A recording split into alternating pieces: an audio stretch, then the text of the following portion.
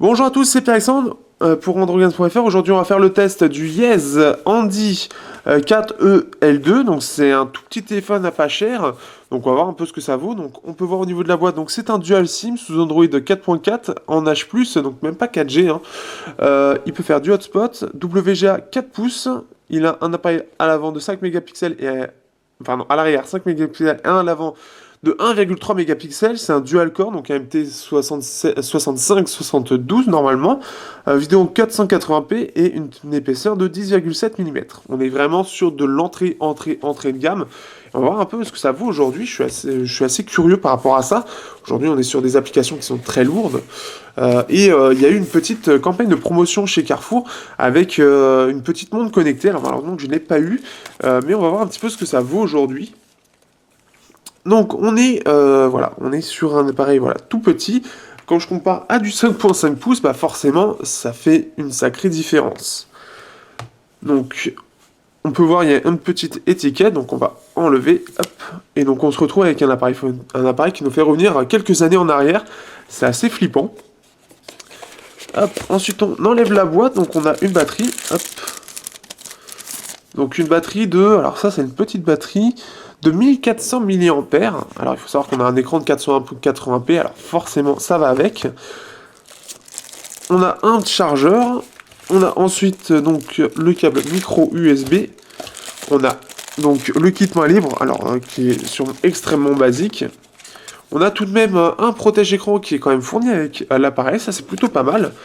On a donc un petit guide. Alors c'est un guide pour mettre la batterie et ses SIM, donc ça c'est plutôt sympa.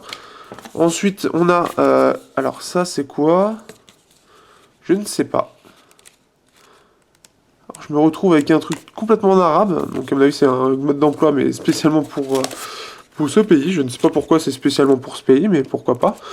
Et ici on a le guide de démarrage, les petites choses à savoir, et c'est tout. Alors on va mettre la batterie dans l'appareil. Alors, on va enlever cette coque. Donc là, on est vraiment sur quelque chose de très basique. Donc, je sais pas du tout ce que ça va donner. Non, c'est comme ça. Hop. Je vous l'avoue, j'ai quand même un petit peu peur de ce que ça peut donner. Surtout que moi qui ai l'habitude quand même maintenant d'avoir des téléphones de plus en plus performants. Alors là, on va être... Là, on commence déjà à voir les défauts. On va avoir un écran très basique, forcément. À voir. Ça va être quelque chose d'assez particulier. J'ai l'impression que c'est un écran TN. Au premier abord, ça a l'air d'être un écran TN au vu des angles de vision. Parce que là, c'est complètement brûlé. Et là, on voit plutôt bien.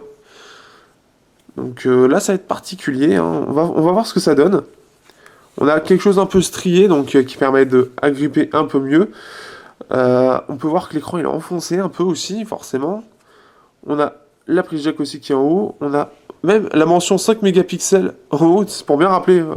Tu te rappelles, hein, c'est un 5 mégapixels que tu as. Donc là, on se retrouve. On va continuer. Alors là, on est sur du vieux, hein, sur du vieux quand même, la vieille version Android. On est sur de combien?